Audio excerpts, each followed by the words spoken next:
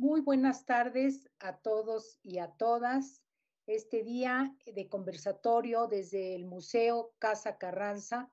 Bueno, pues estamos con dos personalidades muy importantes en el mundo de los libros. Estamos conmemorando el Día Mundial del Libro y el Derecho de Autor. Damos las gracias a ellas dos como invitadas especiales al conversatorio y me gustaría leer la semblanza de Elizabeth Álvarez José. Ella es licenciada en Lengua y Literatura Hispánicas por la Universidad Veracruzana. Estudió la maestría en Educación en la Universidad Pedagógica Veracruzana, en la que se centró en investigar las redes sociales como plataforma para la formación de lectores. Es especialista en políticas culturales y gestión cultural por la Universidad Autónoma Metropolitana. Ha sido docente de literatura en el nivel medio superior.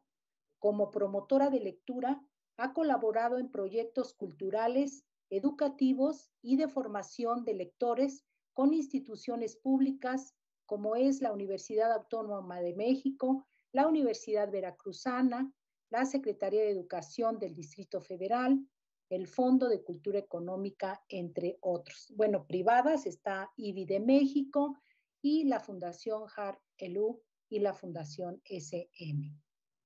En 2002 y 2011 se centró en un proyecto de lectura con jóvenes, lo que le valió el Premio Nacional de Fomento a la Lectura.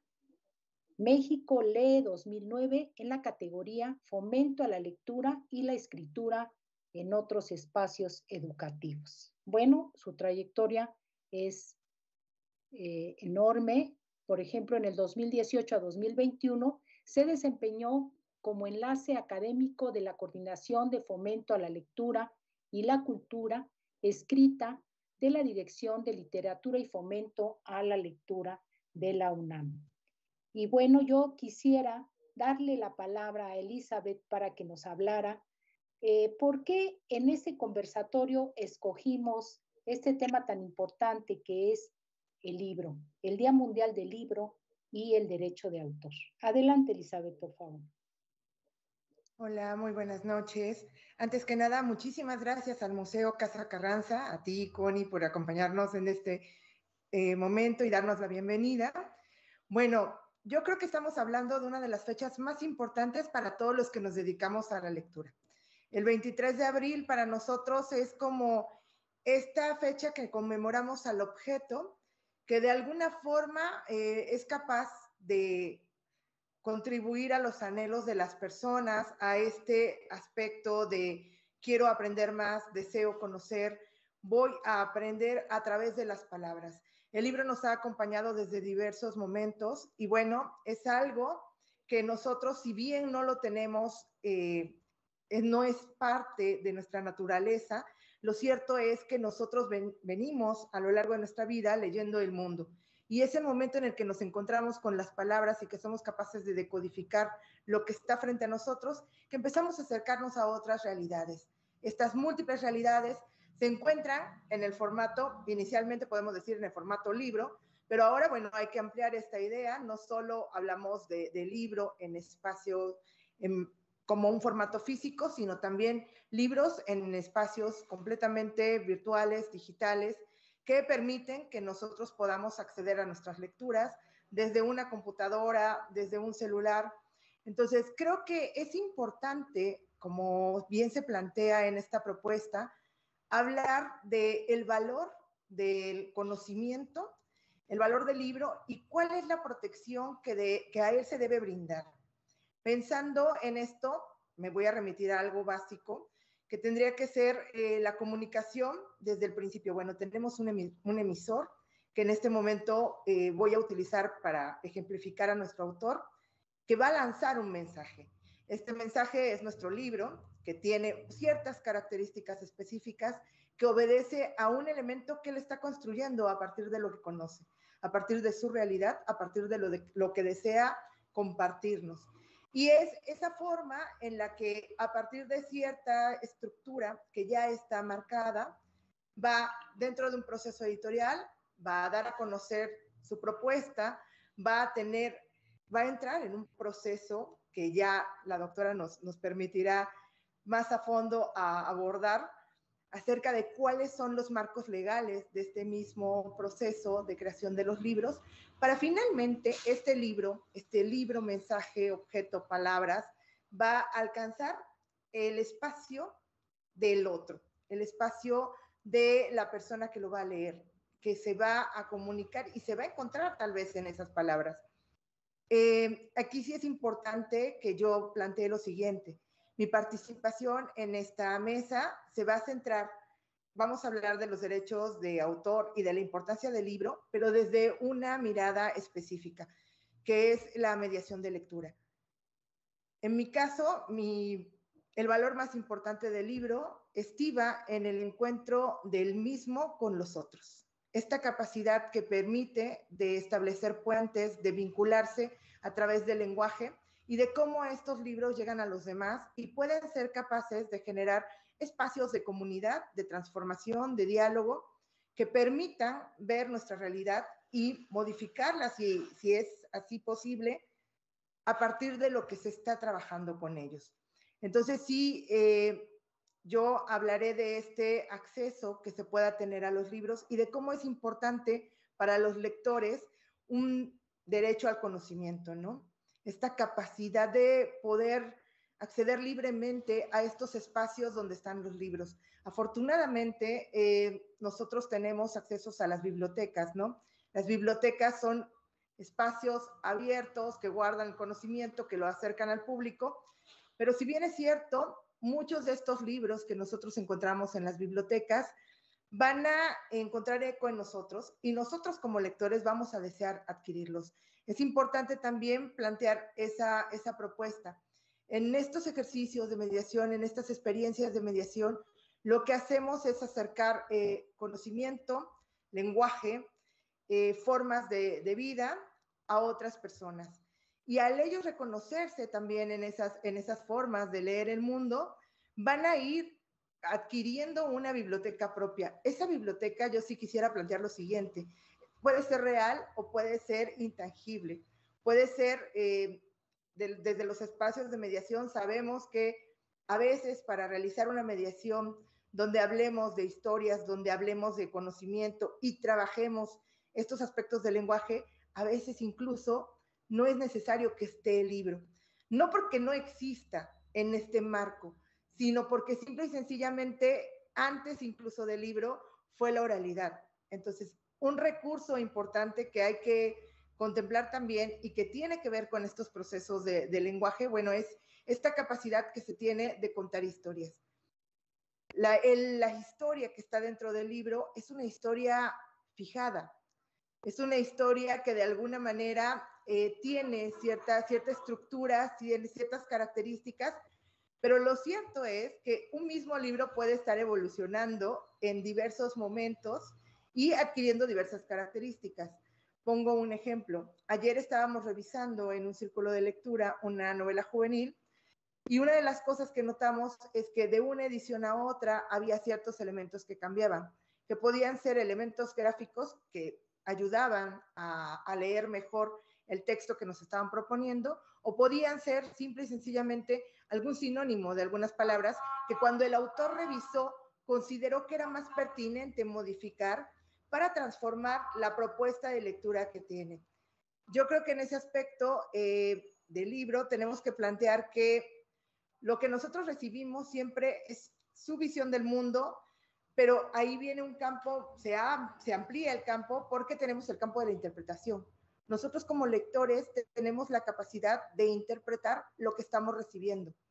Es cierto, el libro en su significado va marcando cuáles son las pautas para entenderlo, pero no hay una comprensión única.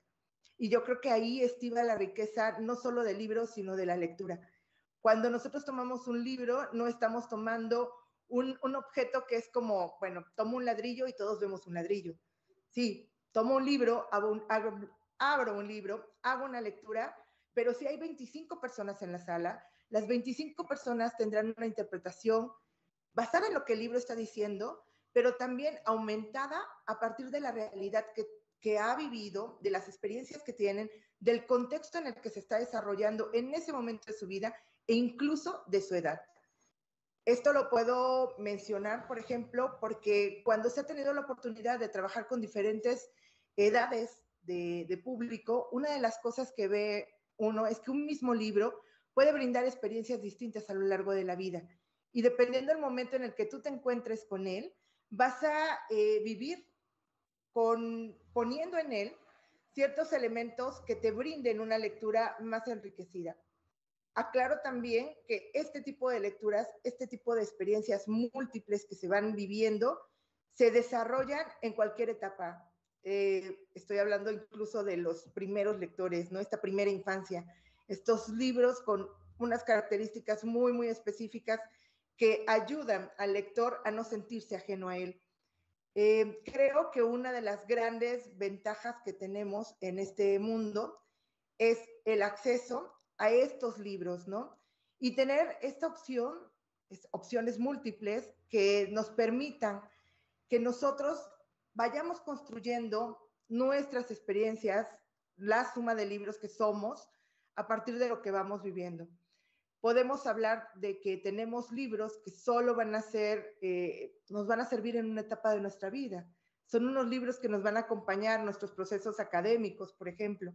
Y de ahí vamos a encontrar también, si nos vamos vinculando con aspectos científicos, literarios, vamos a ir encontrando otros libros que nos van a permitir acceder a múltiples formas de conocimiento. Cuando hablamos del valor del libro, del valor de la lectura, también tenemos que abrir ese campo, les decía, a estas otras áreas de conocimiento, por ejemplo, lo virtual. No podemos destacar, de repente escuchamos como este canto que nos dice es que realmente en nuestro país no se está leyendo, realmente en nuestro país no se está escribiendo. Bueno, estamos en una época en la que realmente se escribe y se lee mucho. Desafortunadamente, no se está leyendo esta realidad desde una perspectiva mucho más social, sino la estamos leyendo desde unos parámetros ya especificados, y estos parámetros que están especificados, que puede ser a través de encuestas, que puede ser a través del número de ventas de un libro en ciertas librerías, o cómo un libro mismo ha estado durante 4 semanas entre los libros más leídos de en X formato. Lo cierto es que no nos están presentando una realidad del mundo de la lectura, nos están presentando una realidad de un dispositivo que puede ser un libro físico o un libro virtual, pero no precisamente no es un mapa tan correcto, porque si nos vamos al ejercicio de lo que se puede hacer en una biblioteca, un mismo libro, un libro que solo fue comprado una vez, puede estar llegando a 40 lectores.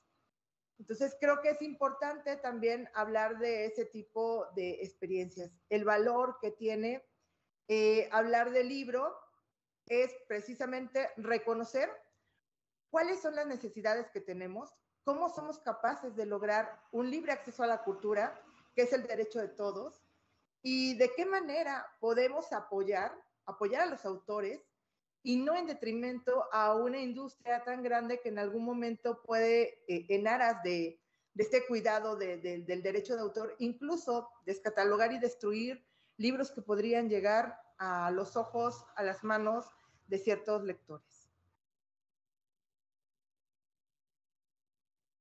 Sí, Elizabeth, creo que tu punto de vista es muy interesante y bueno, también más adelante nos podrías hablar sobre este programa tan importante que tienes para todo jóvenes, adultos y pequeños. Estuve viendo en tu página, en la página de la UNAM, que hay un programa muy interesante que tú diriges y que en unos minutos más nos gustaría que platicaras acerca de él. Si me permites, vamos a presentar a la doctora que hoy nos visita, que es la doctora Adriana Berrueco García, que tuvo a bien también participar en este conversatorio.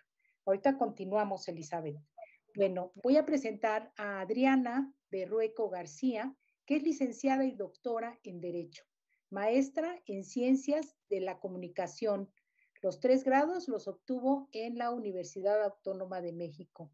Es investigadora titular B de carrera de tiempo completo en el Instituto de Investigaciones Jurídicas de la UNAM, investigadora nacional nivel 1, profesora en la maestría en bibliotecología de la UNAM. En 2014, la UNAM le otorgó la distinción Sor Juana Inés de la Cruz. Entre sus libros, publicados por el Instituto de Investigaciones Jurídicas de la UNAM, destacan Antonio Díaz Soto y Gama, abogado de la Revolución Mexicana, esto en el 2020. Abogados, creadores de cultura en el 2017. El derecho y la justicia en el teatro de Víctor Hugo Rascón Banda en el 2011. Nuevo régimen jurídico del cine mexicano en el 2009. Y nos gustaría mucho que la doctora nos hablara un poco acerca de estos temas tan importantes que nos reúnen en este conversatorio, que es sobre el libro y sobre el derecho de autor. Adelante, por favor, Adriana. Gracias, buenas tardes a todas y todos los participantes y a las personas que nos puedan estar mirando a través de las redes sociales. Hago un especial señalamiento que para mí es importante estar con ustedes a partir de la invitación de Carla Peniche, quien es una destacada egresada de la Facultad de Ciencias Políticas, donde tuvimos el gusto de conocernos. Y también quiero mencionar que específicamente el espacio que nos convoca, que es la casa de quien fuera el primer jefe del ejército constitucionalista, es bastante significativo para mí como abogada, pues aunque él fue una persona totalmente polémica, finalmente a los esfuerzos de él y de su grupo se le debe el andamiaje jurídico que todavía está vigente en nuestro país. Y sin más preámbulos, yo quisiera mencionar que efectivamente el derecho de autor es una de las ramas más importantes en la actualidad a nivel internacional, pero que en México tenemos una tradición bastante añeja en la protección de los autores.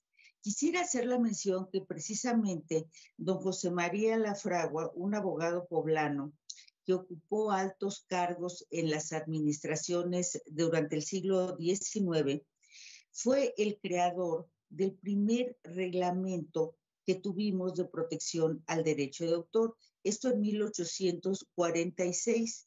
Y yo sí quiero hacer un especial énfasis porque estábamos ya invadidos, ya nos estaba invadiendo el ejército norteamericano en ese año. Y sin embargo, estos hombres del siglo XIX, estos periodistas, estos literatos, estaban interesados en sentar las bases para la protección de los artistas mexicanos y extranjeros. El tiempo fue pasando y durante el siglo XIX se siguió legislando en materia de derecho de autor y precisamente a Lafragua todavía le tocó participar en la redacción de legislación penal y legislación civil, donde se contemplaban diferentes figuras del derecho de autor. Pero ya en el siglo XX se creó, a mediados del siglo XX, se creó ya una legislación especial para el derecho de autor. Ahora, para las personas que no están muy enteradas de las cuestiones jurídicas, vale la pena comentarles que en el artículo 13 de la Ley Federal del Derecho de Autor que está vigente en México, se enuncian de manera concreta cuáles son todas esas creaciones del pensamiento humano que protege la Ley de Derecho de Autor. Y obviamente hablamos de obra literaria, caricatura, audiovisuales, entrando ahí la obra cinematográfica, arquitectura, programas de cómputo, bases de datos, obra dramática En fin, es una amplia cantidad de creaciones intelectuales que protege el derecho de autor y que tiene unas características muy especiales porque precisamente el autor siempre es una persona física, una persona natural, no las personas morales. Entonces, también hay otra cosa que debemos subrayar, el carácter social de esta rama del derecho, porque comúnmente se escuchan comentarios de que esto es una imposición para limitar el desarrollo de la cultura, toda esta normatividad, y se hacen diferentes críticas, pero nosotros debemos subrayar que el derecho de autor es muy diferente al copyright anglosajón. El derecho de autor protege justamente a los autores.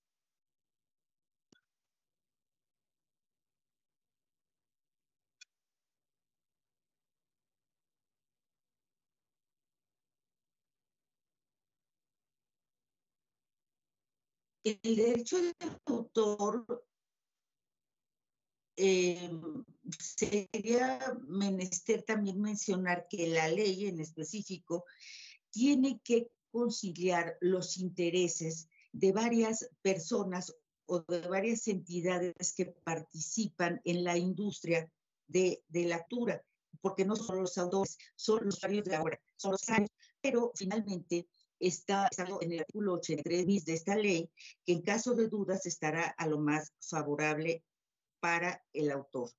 Yo quisiera también hacer la mención que no se puede agotar en en una plática tan breve, el sinfín de disposiciones importantes que hay sobre la materia autoral en México, precisamente por la amplia cantidad de creaciones artísticas que tutela el derecho de autor. Pero sí quisiera mencionar que este derecho de autor tiene, digamos que dos vertientes, que son los derechos morales y los derechos patrimoniales. Los derechos morales se consideran unidos al autor y son eternos. En tanto, los derechos patrimoniales que se integran de diferentes facultades y modalidades de explotación sí tienen un límite. El límite general, los derechos patrimoniales están vigentes durante toda la vida del autor y sus herederos podrán ejercerlos 100 años posteriores a la muerte del autor. Entonces, es amplísima esta protección y yo sí quisiera hacer también la mención de que en la Ley Federal del Derecho de Autor se tutelan derechos que se llaman derechos conexos relacionados a los artistas, intérpretes o ejecutantes y también a los productores de videogramas y a los editores de libros. Esto no es un derecho de autor en sentido estricto y por eso se llaman derechos conexos, pero ya que estamos mencionando la situación de la protección de los libros, sí vale la pena hacer la mención de que también los editores de libros están contemplados en esta legislación. No sé si con digamos que esta plática introductoria sería suficiente para continuar. Y finalmente yo sí quisiera hacer también un subrayado de que México precisamente tiene grandes artistas y que esa es nuestra gran carta de presentación. Los literatos, precisamente los periodistas que en el siglo XIX iniciaron la publicación de obras tan importantes, iniciaron la publicación a través de periódicos, por ejemplo, como Los bandidos de Río Frío de Manuel Paino, y después se hicieron libros de estas obras.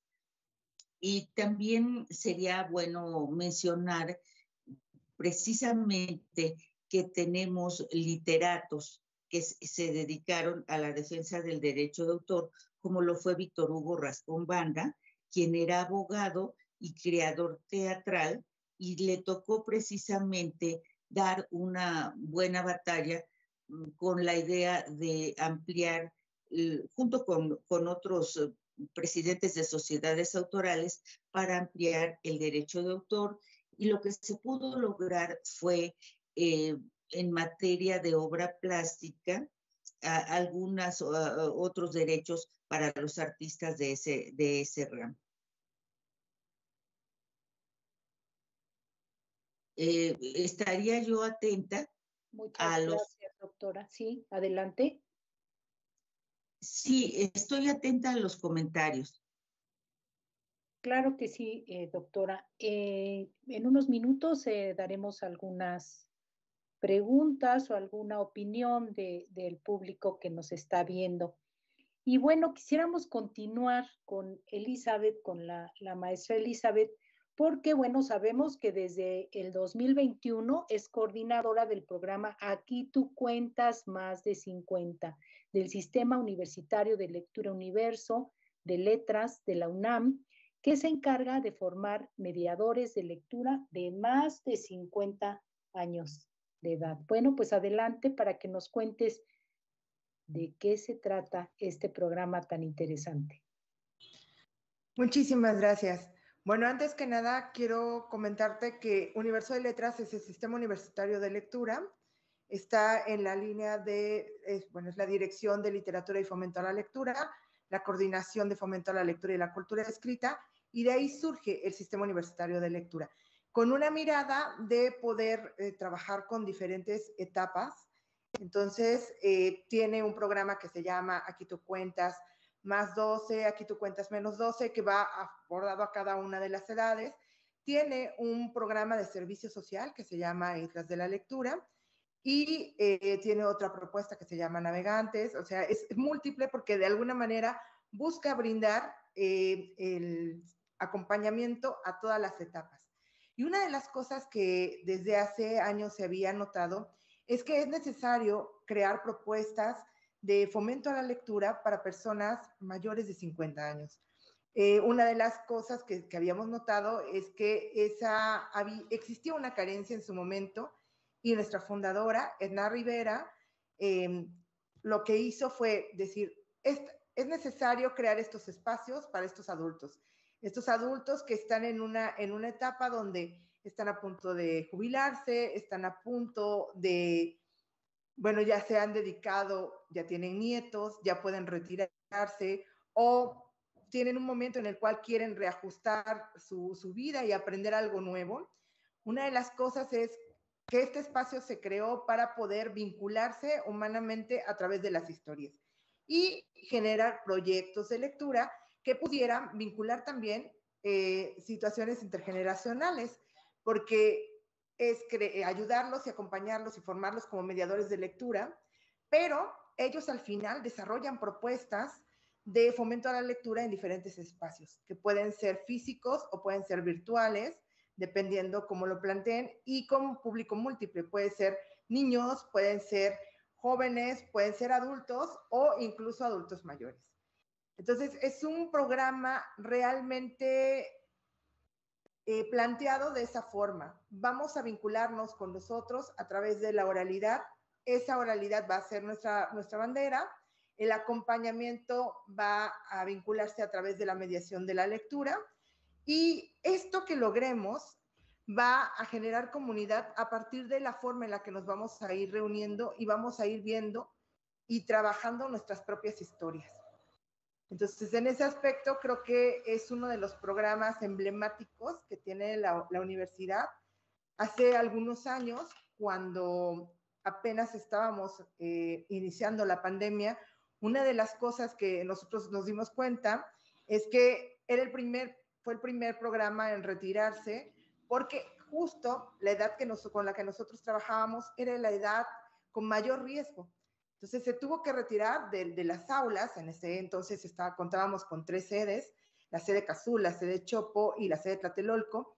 Se tuvieron que retirar de las aulas y de repente había una gran oferta en las redes para jóvenes, para niños, para adultos, pero existía esa carencia para los mayores de 50, porque también estamos hablando de que veníamos de una cultura analógica, ¿no? Los mayores de 50 están más relacionados con este aspecto físico de encontrarnos, de reunirnos en una biblioteca, de reunirnos en torno a un café literario, que era más difícil plantearlo desde un entorno virtual. Pero aún así, una de las cosas que nos dejó justo la pandemia es lograr romper las brechas digitales que existían en esas edades. Porque gracias a que se les planteó, casi siempre hablábamos por teléfono originalmente para explicarles cómo iniciar, cómo prender la computadora, cómo integrar estos elementos, el micrófono, la cámara, de qué manera entrar a Zoom. Y ellos fueron apropiándose de estas herramientas. Y una de las cosas más impresionantes es que como ellos terminaron su formación y aparte vieron la necesidad de apoyar a los niños que estaban en casa en su momento, fueron capaces de crear espacios virtuales para mediación. Entonces, hay uno de ellos, uno de los más representativos que surge en esta época, es una pijamada literaria que crea la generación, egresados de la generación 18 de la sede Azul. Es como este homenaje a la reunión alrededor de la hoguera al terminar el día. Ellos se reúnen todas las noches para contar cuentos a los niños, pero lo hacen desde Zoom. Y este espacio ha crecido tanto que ahora, ya estamos hablando de que han pasado más de 2 años como tal, ellos siguen con esas pijamadas y ellos siguen reuniendo en torno al libro, a la lectura, a estos niños, y no solo de nuestra ciudad, de nuestro país, sino de otros países. Y el tema que nos aborda, que es el libro y del que vienes hablando, es muy importante para todas estas acciones culturales que se han manejado. Lo que a mí me llama muchísimo la atención es que son diferentes edades o van dirigidos estos programas, estos proyectos a diferentes edades, sobre todo tomando en cuenta a los adultos que muchos años atrás pues no había espacios para ellos, no había un espacio tan importante como el que ahora se les está dando, tanto en tu programa como en otros que hay en otras instituciones, en abuelos lectores. Entonces, hay una serie de propuestas para ellos. Y yo creo que este programa que tú tienes es muy importante porque el adulto mayor a veces piensa o pensamos que, bueno, pues ya no van a tener la misma actividad que antes tenía. Sin embargo, al ofrecerle estos espacios de capacitación, compartir, poder compartir historias, lecturas, crece su potencialidad como lector y como narrador también, ¿verdad? En ese caso tan importante de la lectura para los adultos mayores o las personas más grandes, tiene un efecto muy importante con la primera infancia y con la segunda infancia, porque en el quehacer cultural nos hemos dado cuenta que los abuelos que han aprendido cómo contar historias o cómo leerles a los nietos o a otras personas, han creado una fórmula o una línea o el simple gusto por la lectura a los nietos o a otros niños. Y creo que esa labor que vienes realizando es muy importante porque les da un lugar especial a los abuelos lectores.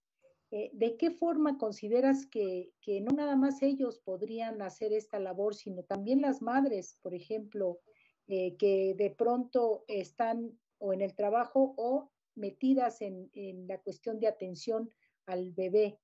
¿Cómo consideras que pudiera trabajarse el fomento a la lectura en las madres jóvenes? Yo creo que aquí tendríamos que hablar específicamente de lenguaje. Las historias propiamente se entretejen en el lenguaje. Los niños aprenden a querer escuchar historias y a contar historias en los senos de las familias. O sea, si una mamá le dice al niño, ¿cómo te fue hoy? Y de alguna manera ahí empieza a contar, o incluso le cuenta lo que hizo ese día ella cuando fue al mercado, se está generando un espacio de donde pueden intercambiar experiencias de lenguaje. Estas experiencias de lenguaje lo van a ir acercando a este mundo de las historias. Creo que también esto justo que decías, bueno, esta característica, esta capacidad de poder contar historias a los demás. Sí, a partir de que tú te vuelves, uno se puede volver lector en el regazo de alguien mayor, sí, puede ser un abuelo, puede ser un papá, puede ser una mamá. ¿Por qué? Porque se empieza a través de la palabra a generar un vínculo. Cuando tú le lees a alguien, no solo estás tomando un libro y lo estás compartiendo con él. Estás tomando un libro que puede ser un libro que te hizo pensar en él. Y entonces la persona sabe que lo que estás haciendo en ese momento es también un regalo. Estás brindando tu tiempo, tu espacio y aparte el cariño con el que pensaste que ese libro podía gustarle o podría interesarle. Pasamos de fórmulas que parecieran mucho más hechas a elementos más básicos. Es una experiencia, es como compartir alimento con alguien. Era lo que comentaba al inicio, ¿no? Nos reunimos al final, en el tiempo histórico, se reunían al final toda la tribu para compartir alimentos e historias. Entonces, de esa misma forma nos vamos construyendo. Yo creo que el acercamiento, y creo que es en gran parte el éxito de este programa, es justamente eso. Asumir que tú tienes un cúmulo de experiencias, que deseas compartirlos, que están a través del libro y que puedes escoger los libros que deseas acercar a esos lectores. Dentro del programa, una de las materias implica la selección de acervo. Entonces, ellos van a ir revisando las herramientas necesarias, lo que tienen que escoger, observar, planificar al momento de escoger ciertos libros para cierto público. Entonces, creo que algo importantísimo para poder vincularte afectivamente a través de la lectura, no solo es conocer libros, sino también conocer al otro y establecer este puente. Muchas gracias, Elizabeth. Le quería preguntar a la doctora, ¿qué opina ella? Y, bueno, más bien, ¿cuál ha sido su experiencia con los libros desde niña hasta ahora? Porque sabemos que, bueno, pues llegar a un doctorado no es nada fácil y creemos que tiene que ver mucho con el libro. Y nos gustaría escuchar su opinión acerca de los libros que la han hecho llegar hasta acá.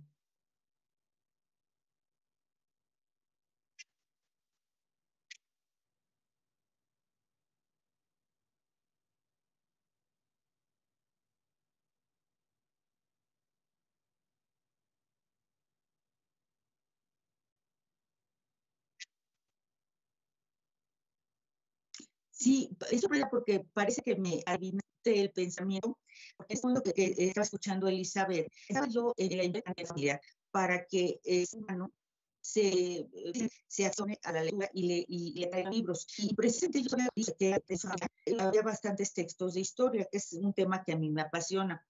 Pero yo quería hacer una mención. Bueno, la experiencia que tengo con los libros, obviamente que es el mayor tesoro con el que cuento en mi patrimonio. Y finalmente, yo rescato la cuestión del libro físico, porque precisamente es una experiencia, es un placer muy diferente el tener el libro impreso, sobre todo cuando tiene ilustraciones. A mí me agrada mucho el tema de la arqueología también. Y entre mis recuerdos tengo el que alguna vez mi padre me llevó al Museo Nacional de Antropología siendo adolescente y precisamente me regaló un ejemplar del Pueblo del Sol de Alfonso Caso. y lo sigo conservando con mucho cariño. Y algo que sí quisiera yo mencionar es que precisamente el tener una biblioteca tan amplia a mí me salvó durante la pandemia, porque precisamente coincidió con que me quedé sin servicio de internet. Entonces, gracias a ese verdadero vicio que tengo de comprar libros y revistas, pude continuar haciendo mis investigaciones y presentar diferentes, no solo libros, crear libros, sino que también hice artículos periodísticos que se publicaron en el instituto en una revista electrónica que tenemos llamada Hechos y Derechos, porque me empecé a dar cuenta que las madres de familia andaban buscando información de cosas tan sencillas y acudían incluso a la página electrónica del instituto. Entonces me di a la tarea de publicar algunos aspectos biográficos de héroes de la independencia y finalmente pues me ayudó mucho la biblioteca personal que tengo. Quisiera también hacer una mención de por qué defiendo a las bibliotecas físicas. Efectivamente, las personas de la tercera edad encuentran un refugio para su soledad, porque tenemos que entender que las personas mayores viven un proceso de soledad muy deprimente y muy fuerte. Y yo he palpado que efectivamente acuden a las bibliotecas y se sienten muy enriquecidos precisamente leyendo. Y aunque les podamos ofrecer tecnología, pues no están tan acostumbrados a utilizarla y el libro electrónico no les parece, digamos, que tan atractivo. Y por otra parte, yo mencionaría que precisamente ya en la edad adulta se empiezan a presentar problemas relacionados con enfermedad de Alzheimer, que precisamente se ha probado que si se ejercita la mente con la lectura, se puede abatir este tipo de enfermedad. Por otra parte, sí quisiera mencionar, sin que haya de mi parte ningún interés, digamos que de tipo político ni ideológico, pero también me ha parecido interesante y valioso el programa que Educal y el Fondo de Cultura Económica ha realizado en la presente administración de publicar ediciones muy económicas precisamente de las grandes obras de la literatura, sobre todo de autores mexicanos, y así podemos acercarnos de una manera pues más sencilla a textos de Rosario Castellanos, por ejemplo, de Guillermo Prieto, y encontramos una variedad muy amplia que aparte han utilizado mucho el medio, la cuestión gráfica para hacerla más atractiva al lector, porque sabemos que desde tiempos inmemoriales los mexicanos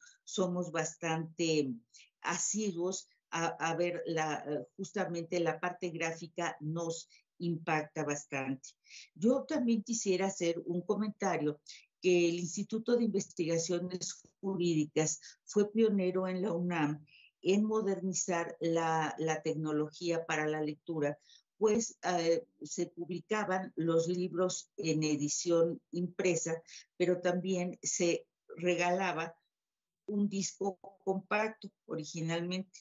Y aparte, nuestra biblioteca jurídica virtual tiene una enorme cantidad de títulos que son de libre acceso, acceso gratuito, que se puede bajar el PDF de todas nuestras publicaciones y que, pues bueno, para los interesados en temas jurídicos, ahí hay un auxiliar para la consulta en general o simplemente para cuestiones recreativas, que esa biblioteca jurídica virtual precisamente se une, digamos que a esta tendencia de utilizar las nuevas tecnologías a la vez que sigue publicando de manera tradicional.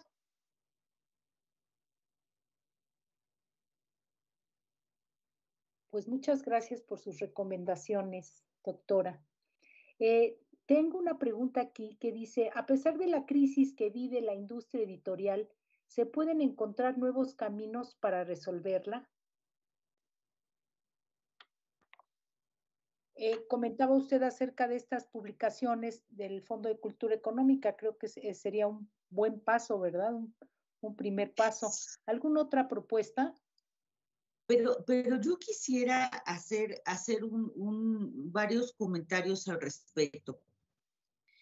En realidad, la piratería y el hecho de fotocopiar libros ha provocado una enorme crisis en el mercado editorial.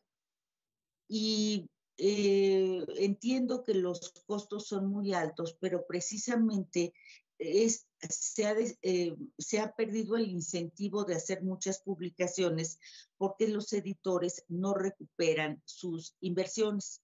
Entonces, es una cuestión de sensibilizar a las personas, de que procuren adquirir los textos originales en circuitos legítimos, en general de todas las obras que sean posibles, o que de lo contrario acudan a las bibliotecas. Muy específicamente, yo hablaría de la Biblioteca Nacional de México, que está dentro de Ciudad Universitaria, donde por disposición legal están al alcance de todas las personas todo lo que se publique en México. Y efectivamente, esto del encarecimiento, sabemos que también la pandemia ha traído el terrible problema del aumento en los costos de los insumos, del papel, de las tintas, de estos procesos. Y por otra parte, se está buscando la situación de que la ley del libro que contenía el precio único aumente a 36 meses. Yo no sé, actualmente son 18 meses en los que se tiene que observar el precio único del libro en toda la República. Esa propuesta de aumentarlo a 36 meses viene de los editores. Quiere decir que de alguna manera les ha funcionado. Pero, por ejemplo, yo noto una situación contradictoria. Por ejemplo, en Coyoacán se acaba de cerrar la librería del Sótano de manera lamentable y triste, precisamente porque no tienen ventas. Entonces, sí creo que se debe de buscar quizá publicar como lo está haciendo el Fondo de Cultura Económica, con papel revolución, bajar los costos lo más que sea posible, pero también incrementar las campañas publicitarias y acercarse a las escuelas de todos los niveles para que precisamente la gente conozca el producto que tiene, porque desgraciadamente se ve como que es elitista ese circuito de librerías educal que solo las tenemos en museos y es igual que la universidad. O sea, tenemos una red de librerías todavía reducida y habría que, yo sí pugnaría en el caso específico para la UNAM, que sí se ampliaran los puntos de venta para las publicaciones que hacemos. Entonces, yo apostaría a utilizar materiales más económicos para poder vender a costos más accesibles, y también el hecho de publicar y acercarse más a los lectores para crear esos hábitos de lectura que los hagan preferir comprar libros que otro tipo de productos. Muchas gracias, doctora. Quería también la opinión de la maestra Elizabeth acerca de este tema que es tan importante, y también que nos platique un poquito acerca de qué libros fueron los que la impulsaron a seguir el camino de las letras. Bueno, yo creo que empezaré con un poco de la biografía lectora. Como bien comentaba la doctora, nosotros tenemos una importante, creo, experiencia de publicación de gráfica. Entonces, yo puedo decir que inicialmente mi primer acercamiento a las historias fue a través de las caricaturas que venían en el periódico. Entonces, y sí, también es como este acercamiento vinculado a través de mi papá. Mi papá leía el periódico, entonces yo compartía como este momento de poder ver los domingos a través de estas tiras de caricaturas. Después las historias empezaron a llegar a partir de bibliotecas de aula. En la escuela donde yo estudié afortunadamente había libros y empecé a encontrar el placer de la lectura, la relectura y el esperar por un libro al mismo tiempo. Les cuento un poco. Aparte, era un libro de La Bella Durmiente, sí, lo recuerdo bastante bien, pero que solo teníamos un tiempo para leer, ¿no? Al terminar los viernes las clases había alrededor de hora y media para que cada uno tomara de la biblioteca los libros que les llamaran la atención, que podía ser enciclopedias, libros de animales, literatura, cuentos, etc. Y ese ejemplar de La Bella Durmiente me llamaba cada semana. Yo leía ese libro cada semana. Pero no era lo quiero para mí. No era, puedo esperar toda una semana para volver a ver el libro, para volver a leer ese libro y pedirlo prestado en la biblioteca, en ese pequeño espacio que teníamos para leer. Entonces creo que eso me fue vinculando con este tipo de procesos lectores que implicaba ir a solicitar un libro prestado, tenerlo un tiempo y devolverlo, poder regresar a él cuando fuera necesario. Y otra de las cosas que yo debo decir, a mí me hizo lectora y creo que también es una de las razones por las cuales conecto muy bien con el programa Aquí tú cuentas más 50, es justamente que a mí me leía mi prima. Mi prima, yo estaba muy pequeña y ella estudiaba en la prepa, se daba tiempo para leerme cuentos y iba haciendo las voces, y iba contando. Entonces, una de las cosas era, yo no quiero que sepa que ya sé leer porque me gusta que me siga leyendo. Y creo que eso va de la mano a lo que decía la doctora.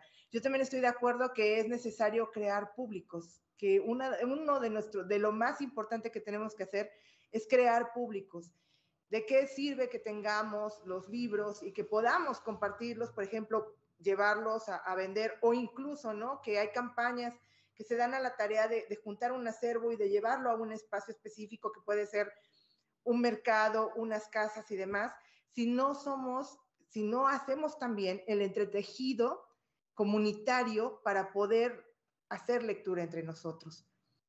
O sea, sí es necesario, yo creo que cuando se nos genera esa necesidad de historias, esa necesidad de confrontar las ideas del otro, de reflejarme en las ideas del otro, o incluso de negarme a las ideas del otro, pero a través de la lectura, creo que lo más importante aquí es poder estar estableciendo espacios donde se puedan generar estos públicos. Existen lectores desde todo tipo de libros, pero ¿cómo vamos a decirle a los papás que sus pequeños son lectores si no les mostramos que realmente hay libros que pueden servirle a ellos específicamente en esa etapa en la que están?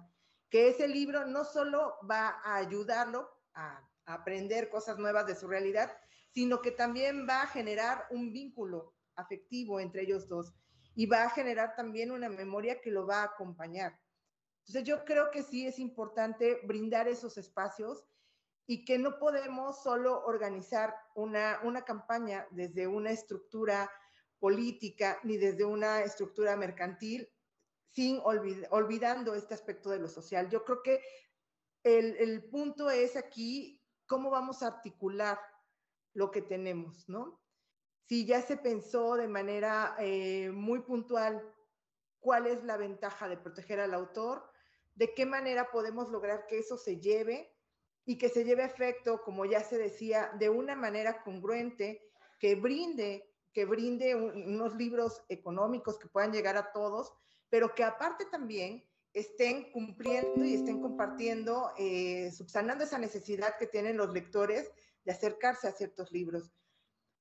Yo creo que el punto es complejo porque cada uno lo está solucionando en el espacio que tiene. Y creo que ahora tenemos que darnos a la tarea de irlo articulando. Entonces, creo que la forma es justamente establecer el puente y ver de qué manera vamos a generar el público que esos libros necesitan. Y cómo lograr que esos libros que ya están escritos lleguen al público que los merece. Sí, es un tema, todo un tema, ¿verdad? Usted, doctora, ¿qué opina al respecto de qué podemos hacer para que los diferentes públicos que hay desde la primera infancia hasta la adolescencia y haya un acercamiento a la lectura, a los libros, a estos temas tan importantes como es el derecho de autor? Eh, ¿Hay lo que usted dijo a mí me pareció muy importante, que le gusta más el libro físico, ¿no? Y vemos que de pronto pues ya hay una gran oferta en internet de todos esos libros que encontramos en la librería, de pronto ya los tenemos en el celular, ¿verdad? Y de ahí podemos pedir uno, pero el gusto de ir a una librería, de ir a una biblioteca, de pedirlo, de tomarlo, de tocarlo, hasta de olerlo, es una cuestión muy emotiva. Digo, lo he visto, por ejemplo, con los niños, con los jóvenes, que sí prefieren a veces traer un libro, no todos. Por eso me gustaría que ustedes, que son especialistas en estos temas, nos pudieran dar su opinión acerca de qué esperamos en un tiempo, pues no muy lejano, de qué va a ser más importante, tener un libro o más necesario o más emocionante, ¿no? Tener un libro físicamente o a través del Internet. Mire, yo pienso que una y otra forma de publicación de libros son importantes y pueden ser hasta complementarias, porque recuerdo que hay ocasiones en que los investigadores salen del país y precisamente no se pueden llevar todos sus acervos. Entonces, precisamente digitalizan documentos y también hacen uso del libro electrónico. Fíjese que es muy importante, hace poco se publicó la nota de que México tiene el segundo lugar dentro de los países de habla hispana en consumo de libro electrónico. Entonces, esto es estimulante porque finalmente nos da un indicador de que la gente sí está leyendo, con todos los beneficios que puede traer finalmente para la cultura y el desarrollo social y económico del país. Yo el futuro que veo es de que sí se va a tener en un momento dado que reducir también el tiraje del libro impreso, porque también hay otro tipo de barreras, como la cuestión fiscal de la distribución, de que se tienen casi que regalar los libros, como recientemente se hizo en el Monumento a la Revolución, porque no se pueden vender, no se pudieron distribuir. Y entonces también la cuestión de espacio es un problema que ya lo está viviendo la misma Biblioteca Nacional de México. Tuvieron que llevarse un ejemplar de cada uno de los que tenían a una sede que hay en Querétaro, porque hay que recordar que tenemos el depósito legal por el cual los editores tienen que entregar 2 ejemplares a la Biblioteca Nacional y a la Biblioteca del Congreso de la Unión. Entonces, la Biblioteca Nacional de México tuvo que enviar uno de cada uno de esos ejemplares ya a Querétaro porque no hay espacio para guardarlo. Entonces, eso también lo tenemos que considerar, porque no en cualquier lugar se puede instalar una biblioteca y un archivo. Se necesitan condiciones especiales de conservación de los materiales. En esa función va a ser necesario precisamente, insisto, desarrollar también la producción del libro digital para abatir también este problema. Y uno y otro tipo de libros puede tener muchos problemas porque quizá no tenemos la tecnología en todas partes para ver un libro electrónico, si falta la energía eléctrica, pues ya no nos pudimos enterar, digamos que de un contenido de manera regular, pero también a la vez el libro físico tiene el problema precisamente de la transportación y del almacenamiento. Entonces yo creo que van a estar coexistiendo, nunca van a poder, yo creo que nunca va a desaparecer el libro físico, porque además lo que seguimos insistiendo es esa parte que el ser humano tiene del apego a lo material, que finalmente quienes gustamos del libro impreso, pues precisamente disfrutamos hasta del olor del papel y es una cuestión emocional, estoy de acuerdo. Y finalmente hay que complacer a todo tipo de público. Y otra cuestión, también hay que enseñarles a los niños muy especialmente que no todo está en Internet, ¿sí? Y esto me pasó recientemente con un sobrino mío que por fortuna lee bastante en Internet, pero le obsequié un libro sobre los templarios, un libro español, y como está ahorita interesado en esa parte de la historia mundial, está muy contento leyéndolo. Y así lo que sigo también insistiendo es que los padres, porque es a quien o la familia tiene que fijarse cuáles son las inclinaciones de los niños para buscarles textos que les llamen la atención y no los aburran. Y eso también se debe de hacer con los adultos, motivar ver cuáles son sus intereses y obsequiarlos y acercarles la lectura que les pueda traer. Pues muy buenos tips, doctora. Yo creo que quien nos esté escuchando y bueno, es opiniones a seguir que nos encantan. Muchas gracias, doctora. Y bueno, nos gustaría, ya estamos casi en tiempo, nos gustaría como último opinión de ustedes acerca del tema de este conversatorio, si nos quieren dar alguna última opinión. Adelante, anda por ahí la maestra está por ahí o tuvo que salir. No la veo por ahí, pero si gusta, maestra, doctora, podemos empezar a cerrar con el último, su opinión acerca de este conversatorio, si quiere cerrar con alguna de sus observaciones. Sí, me parece muy enriquecedor tener este intercambio con personas que tenemos diferentes disciplinas, pero que nos une finalmente una temática en especial. Yo lo que sí quisiera hacer mucho énfasis es invitar a los autores a que procuren proteger sus obras con el registro en el Instituto Nacional del Derecho de Autor.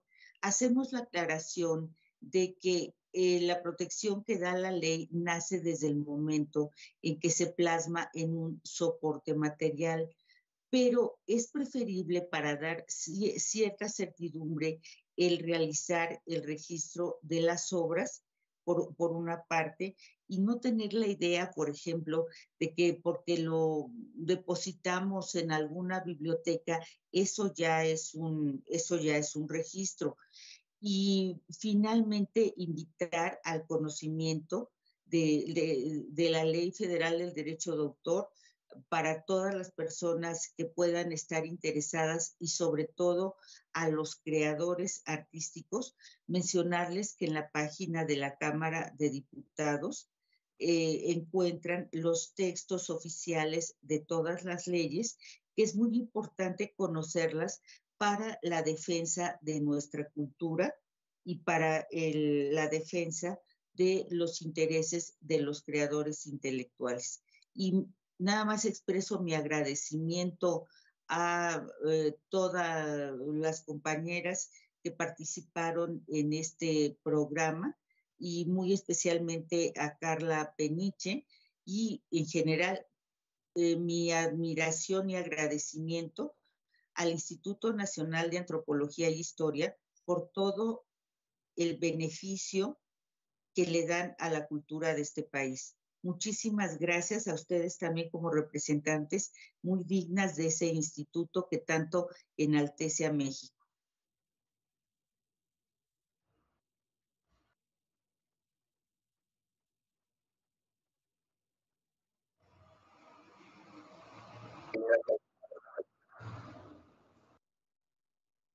Hola, maestra.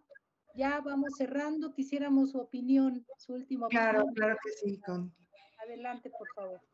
Bueno, yo lo único que quisiera es justo invitar a, a ayudar, a comprometerse, a formar lectores, a acompañar, a realizar acompañamientos de prácticas de lectura a todas las personas que tengan posibilidades, desde, como bien lo decía la doctora, desde la familia a la escuela, porque en la medida en la que nosotros nos vayamos articulando como lectores de libros, así como somos lectores de la realidad, vamos también a hacer una base fuerte para reforzar todo el trabajo que hay detrás del derecho de autor y de todas las industrias que se ven vinculadas con él.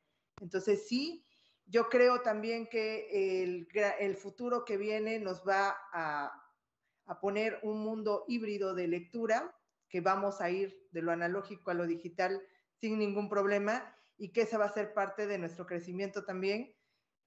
Confío en que los jóvenes, los niños que están formándose como lectores actualmente van a ser parte de esta transformación a la lectura y quiero tal vez de una manera un poco inocente dar un voto de confianza a todas aquellas personas que estamos en el campo de la industria del libro, desde los autores, que son los primeros en poner estas ideas en papel, hasta los lectores, que son las personas que de alguna manera ven ese mundo transformado y que ven también las posibilidades de transformar mundos. Creo que en la medida en la que nosotros multipliquemos las lecturas, en esa medida va a estar protegido el libro.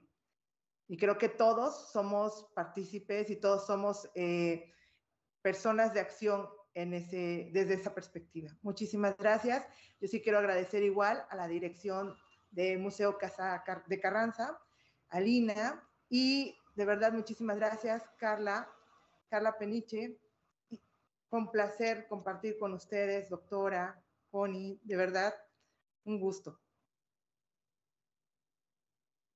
Pues agradecemos el Museo Casa Carranza, a Carla Peniche, la directora, que tiene muy buenas ideas. Quiero felicitarla porque de veras tiene muy buenas ideas. Estos conversatorios son muy interesantes, sobre todo porque tiene invitadas especiales, como agradecemos la presencia de la doctora Adriana Berrueco García y de la maestra Elizabeth Álvarez José, que en este día del libro y los derechos de autor han compartido sus saberes, que han sido pues muy importantes, interesantes y que creo que muchas de las personas que nos están escuchando y viendo tomaron en cuenta.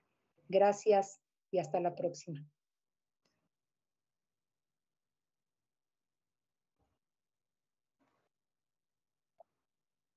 Sí, bueno, yo le quiero agradecer a las tres que hayan aceptado hoy aquí. Después de que las invité, me encantó que haya sido una mesa de puras mujeres. Me parece que también en la actualidad es muy importante, ¿no? Que las mujeres hablen y den su voz y su punto de vista en los temas que nos atañen en la actualidad. De parte del museo solo me queda invitarlos a la exposición. Parte de hacer este conversatorio tiene que ver con que tenemos una exposición de fomento a la lectura que se llama Viaje a través de los libros, que es a partir de estas figuras Playmobil. Hicimos con la Asociación Mexicana de Coleccionistas de Playmobil varios dioramas, pero cada uno de estos dioramas está relacionado con un libro que a ellos los marcó en su vida. Ellos escogieron su propio libro, entonces desarrollaron un diorama de ese libro, y la idea es que los niños que vayan, bueno, vean este diorama, pregunten de qué libro es, y a partir de eso se genere este fomento a la lectura, ¿no? El sábado, por ejemplo, una mamá nos decía que habíamos logrado que su hijo pequeño se interesara por saber quién era Pedro Páramo y que el niño ya quería que le fueran a comprar el libro. Entonces, nos parecen estos ejercicios muy importantes, que bueno, que vayamos generando esto, ¿no? Y hablando en el caso de Connie en el museo, lo he platicado con ella muchas veces. Alas y Raíces nos prestó una instalación itinerante que la tenemos en el patio, y he de decirles que a mí me sorprende la cantidad de papás que se sientan ahí a leerle a sus hijos. Me parece muy grato que todos los días haya ahí algún papá acostado leyéndole a los niños. Entonces, efectivamente, esa visión que se tiene de que en México no leemos no es tan cierta, ¿no? Entonces, bueno, este tipo de acciones son los que refuerzan que somos un país de lectores, y también todos los ejercicios que se hacen desde distintas instituciones como la Secretaría de Cultura de la Ciudad de México, la Universidad Nacional a través de todas sus instituciones y de este programa de Universo de Letras, ¿no?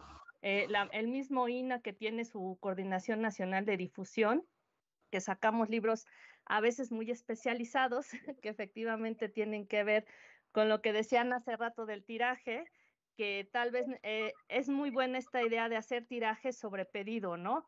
Porque muchas veces las bodegas están llenas de ejemplares que, bueno, no se han llegado a vender porque tal vez no han tenido tanta difusión, o porque no han llegado precisamente a los lectores adecuados de temas tan especializados, ¿no?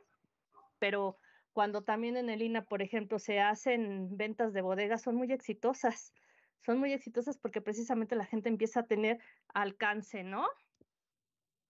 Pero bueno, creo que mi...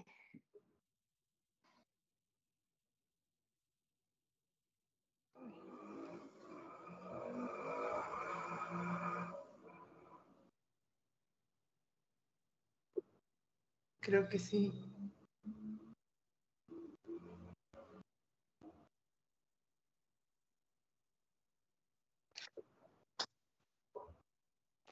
Ya, perdón, es que mi computadora decidió apagarse.